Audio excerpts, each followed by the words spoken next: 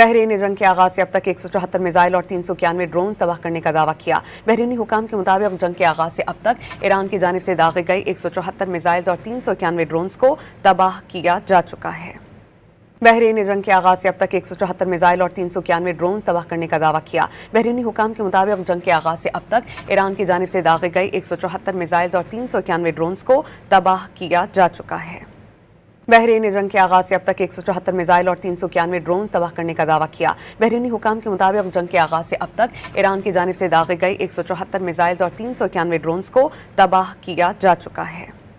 بحرین نے جنگ کے آغاز سے اب تک 174 میزائل اور 391 ڈرونز تباہ کرنے کا دعویٰ کیا۔ بحرینی حکام کے مطابق جنگ کے آغاز سے اب تک ایران کی جانب سے داغے گئے 174 میزائل اور 391 ڈرونز کو تباہ کیا جا چکا ہے۔